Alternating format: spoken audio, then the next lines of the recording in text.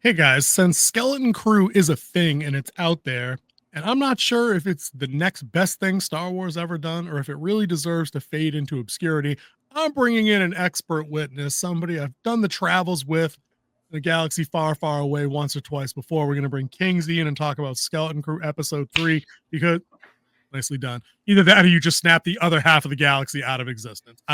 We don't know. We just don't know what's going to happen. So we're just going to have to check in on that later. But dude, Skeleton Crew, man, I'm even more confused about this show than I am on my feelings of of Dune Prophecy. Like 1 and 2, enough to get me on board. 3 feels like it's an extension of that. Like I thought it went okay, but the more time I put in between me and the episode, I'm like, is this a case of like I'm happier to give him an A for effort, or is it actually a good show? Because I think they're trying to change some of the things they've done not up to par in the last 2 outings. But it's still, I just don't know if it's not enough or because it is aimed at kids, maybe it can't be. I mean, like I'm going off of the mouth. You sort me out. This goes off of what I was saying last week, is that Star Wars, Disney Star Wars, and Lucasfilms under Disney has broken that trust with us, where we're just so skeptical of whatever they put out. You can't actually feel like you're enjoying something because you're waiting for that other shoe to drop. Yeah, that's kind of exactly what it feels like. Like I'm watching this episode. I know it's Disney. I know it's Disney Star Wars. I know I've been through the ringer with at least the last with 3 consecutive series, at least 4. I don't know, all of them. I don't, except Andor. So maybe not consecutive. Yeah. Yeah. So it's like 3 consecutive, right? Then you have Andor, and then 3 more for me because I've watched some of the other original Star Wars series that you didn't watch. So yeah, I keep waiting for them to like run this off the rails all the way off, and they did it. And I even caught myself predicting when and where it was going to happen in dialogue or in the story, and then it really didn't. So I'm left with just other like minor, like I think they're minor nitpicks about the episode, but let's just get right to it. We're going to try and accelerate the flow on this one a little bit, right? Yeah. So the kids, like we figured at the end of last episode, Jude Law, we get his real name in this episode. It was Jod Nanarad, something. Not Wood. Not going to be working here any longer. Yeah, it was that. I like, dude, that's just a terrible Jedi, not Jedi name. Like that dude's name should just be like, just call him Jod. I don't know. Just make it easy. He's out of the cell with the kids. They're on their way to get to the ship so they can bounce. They do the thing we were talking about. We had this chat. He said, if he really is a Jedi, why does he need the kid's ship? Yeah. And then they ask him, they're like, hey, why didn't you just get yourself out the whole time? And he's like, well, I needed a ship. I'm like, dude, you have the Force. You could just take a ship. Like, it's a thing. You could just control somebody to do it. But I'll let it slide because they had to have that cute little scene. And I'll say this. I like Jude Law interacting with these kids because at some scenes, he seems like he's got their best interest at heart. And then other scenes, he's kind of not like pedo creepy, but like creepy, like villain creepy. Yeah. And then, of course, we get some context for that in this episode. Yeah. It totally explained why, the same reason I was telling you why he didn't escape. What's the sense of escape in the cell if you don't get get a ship? And you saw that they did have defenses in line that if you try to steal a ship, they could have shot him down. I mean, they tried shooting him down anyway. They didn't do much of a bang up job because of the path of destruction with the well-made gas line, which was a pretty funny line. I actually had it down on the note page. That actually was delivered. There were a couple of good ones in there too. Couple little quips I thought were all right. And I think that they're keeping the humor simple because it is a kid's show. And I think that's what actually makes it kind of funny because you snicker at it because it's something you wouldn't see in it. Dude, the other good one for me, I had a couple. It was the gas line one, and then there was the one where the kids are trying to they convince what was his name again? Jod. I'm just going to say Jude Law. Or Crimson Jack. Crimson Jack. Captain Silvo, Jedi name, whatever, right? Yeah. They convince him to go back for the droid for SM-33, right? And they're all, we're not going to leave. We're not going to leave. And then the minute he steps out of frame, Firm's like, all right, let's go. And I was like, all right, this is dopey kid Ewok funny, but it works. Yeah. For now, it works so far. So I'll give him that. It works for this show. Yes. I don't want this in Andor at all. No. I mean, a little levity. He can make a little one-liner under his breath. what was the girlfriend's name? Bix, the hot girl that got tortured, right? Like they can have that, like, but it needs to be one per episode and never when someone's just died in the last 2 minutes. Or it's like he's at the bar with his friend Right. who helped him escape, and they have a little banter back and forth. Cool, because that makes him human or whatever Corellian, whatever he is, right?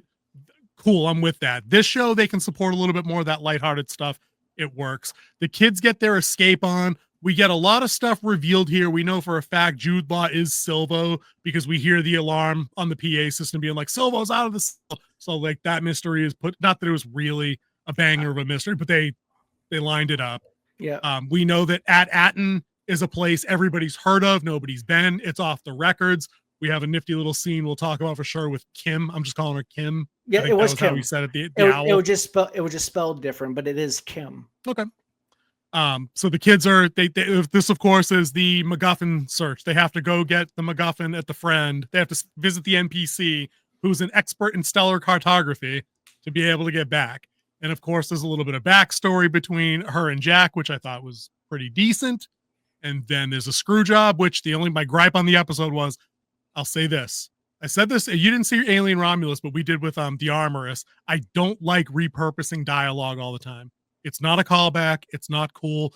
They're going into Kim's base, and he's like, oh, we go way back. I don't trust her.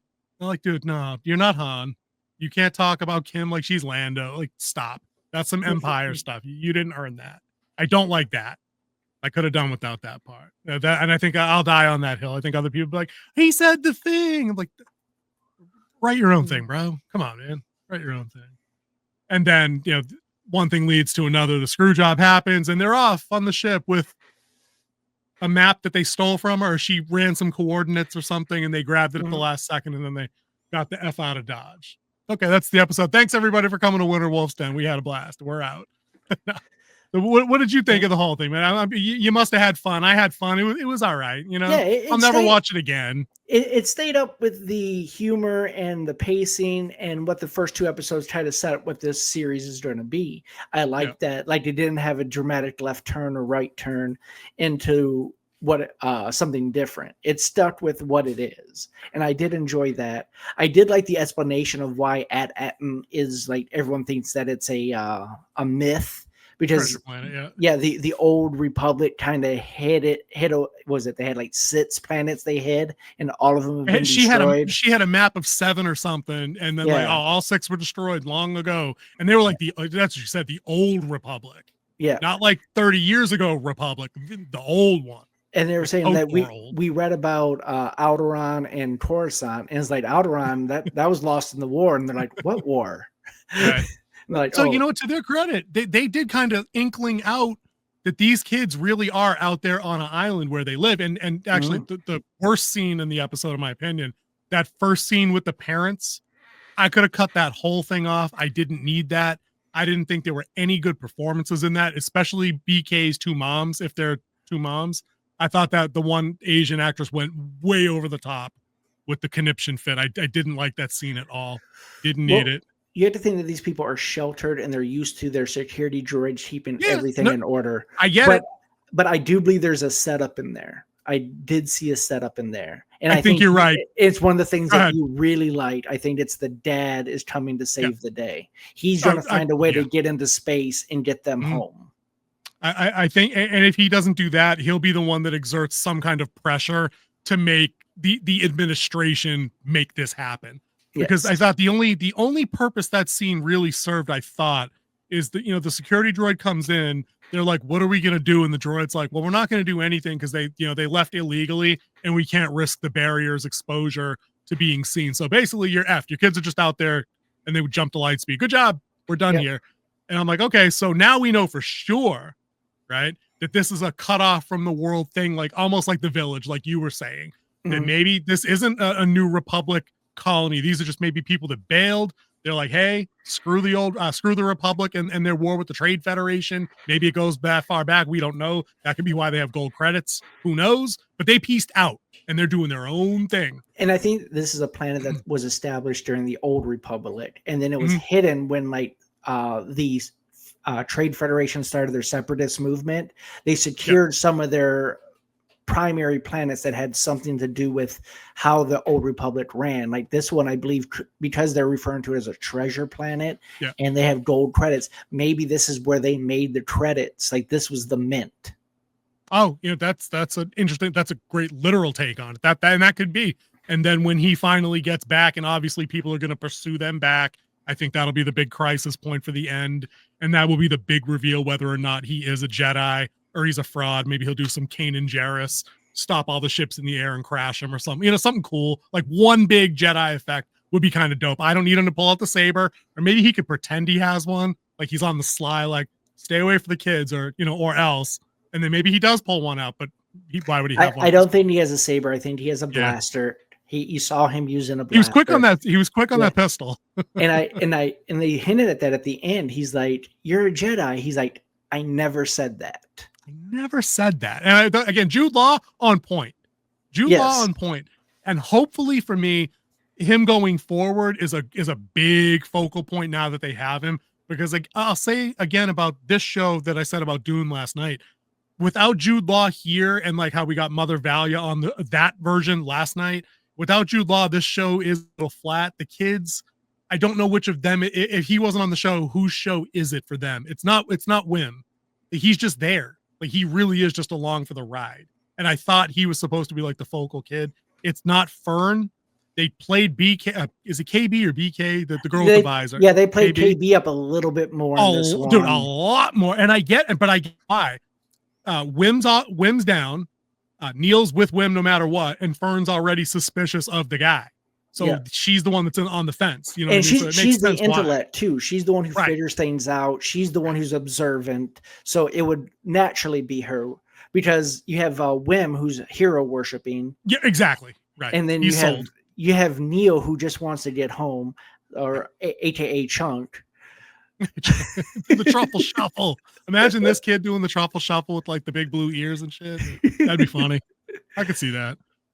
But I was digging that. There was a humorous bit there where they're escaping and they're about to move, and Jude Law's like, hold. He's like, see the Force. I sensed a lot of things. And then he's about to go, and KB stops him, and Fern's like, I guess she has the Force too. Yeah. And he's like, the Force moves through everyone. I'm like, good comeback. Yeah. Got her. Good save. That was a good save. Yeah. Yeah. But let me ask you, because we're gonna keep this quick, because I think I've said everything I want to. I think about that I enjoyed the show, but I do have one pick your brain part, kind of a larger picture kind of thing. Right. The end of the episode, I get the thrilling escape. I like that they had to take off in a hurry. Kim was gonna get Jude Law's character with the backstab because obviously there was some friction with them in the past, pirates, whatever. Right. When they get the ship up and they're taking off and calculating the jump to light speed, and I thought they were going to rip off dialogue. I thought KB was going to tell me, you can't just, it's not like dusting crops. I thought she was going to say it, but she didn't, right? But he takes Fern and Wim to the gunner seats. They're like 10, right? And he sets them up to start shooting. And I'm like, they're shooting at the police. Because like Kim called like the galactic fucking rangers. Like she called the cops. She didn't call like our criminal consorts. And this is they went all Danny DeVito on it. The hero worship comes in. He's going to do whatever he says. He takes the Jedi and he's setting them up. He said it's her goons. He never said it was security forces.